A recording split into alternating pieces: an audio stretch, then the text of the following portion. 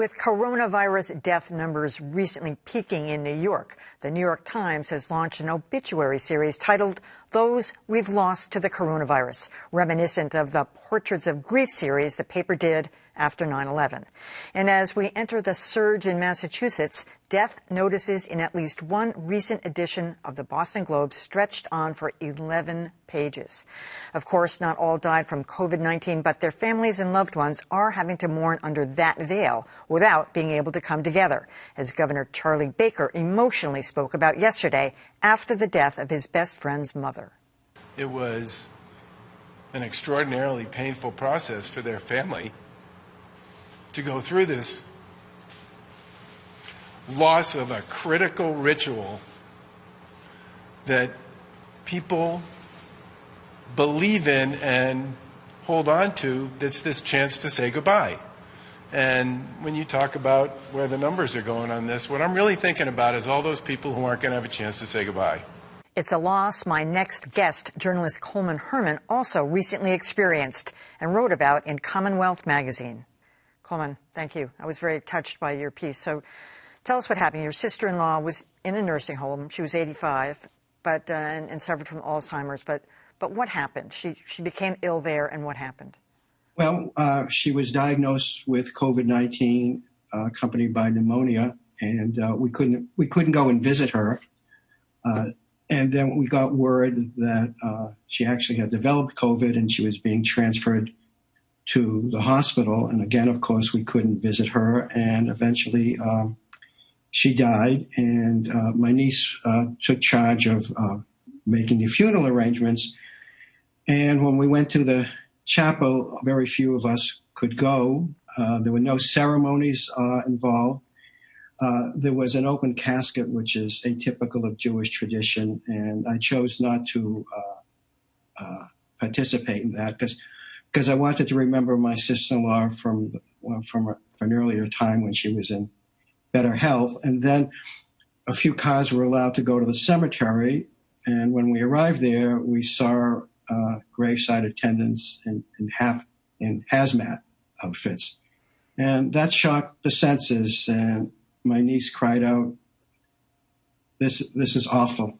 And then we went into the cemetery, drove in, we opened the windows of our cars. We couldn't get out. The rabbi was on the sidewalk, and he preached the virtues of God and my sister-in-law, and that was it. And typically after these ceremonies, our families would have some sort of very small catered event where we would celebrate the life of the departed, but we couldn't do that this time, but we plan to do it if we ever get back to normal, whatever that form might be. Coleman, what I hear you're saying is that you kind of lost control. I mean, even right down to the open casket, which is, as you say, that's not part of the Jewish tradition. So you didn't know what was going to happen next. You didn't know the guys were going to be there in the hazmat. The whole thing was out of your control. Well, I certainly wasn't aware of it. And it appears that my niece wasn't aware of it either.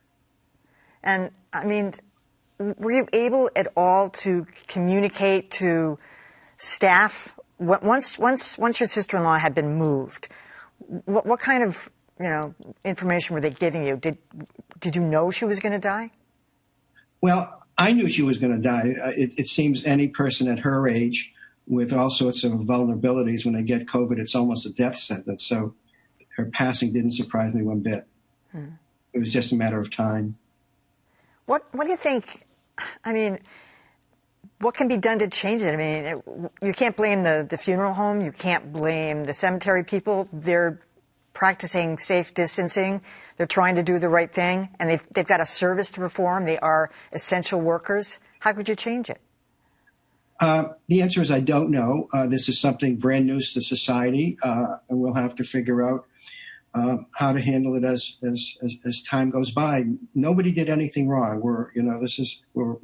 People are making decisions as we go along, and nobody did anything wrong. I think, given the circumstances, that everybody behaved properly. It's just not what we would have experienced if all things were normal. And going forward, what would you say to people who, I mean, you listened to what happened with Charlie Baker. He's talking about losing his best friend's mother. I mean, should people maybe even put these things off? I mean, I don't know if that's an option. They do have, there is a way to preserve a body without having a ritual, but I know in the Jewish tradition, you traditionally like to inter somebody right away or within 48 hours or 24 hours. But is there a way to put that off, do you think? I think there must be. I imagine the science allows, somehow the preserving of the body to be interred at a later date. But as you mentioned, in Jewish tradition, you can't allow much time to pass between the death and the interment. You also usually do something called sitting shiva. I take it you weren't able to do that either. Well, yes, we can do sitting shiva. That's done in the house, where traditionally one sits on a box, a wooden box. So that's not something that cannot be done.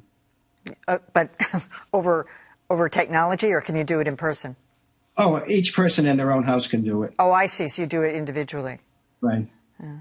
But, typically in my family, after it, everybody goes back to the house or goes to someplace, and the food comes out, and, we try to celebrate and talk about, the fun we had with the person who just passed away. One of the things that really touched me about your piece is your sister-in-law. She's older. And you realize how close certain relatives are. They sound distant when you speak about them. And then you realize we all have this massive community of relatives, some larger than others. But everyone has this kind of dear meaning to us. And it's easy to dismiss somebody who's older and, as you put, had Alzheimer's. But she obviously was somebody who was very, very dear to you. She was more like a sister than a sister-in-law. And I thought about all the things that she did for me and with me in earlier times. And I remember she would type my high school and college papers for me at a time when we had manual typewriters. And then, as now, I'm a perfectionist, and she typed something and I didn't like something the way it looked, and she would patiently do it over until I liked it. That's very sweet. All right, Coleman Herman, thank you so much for writing that, and I appreciate you joining us here tonight. Thank you as well.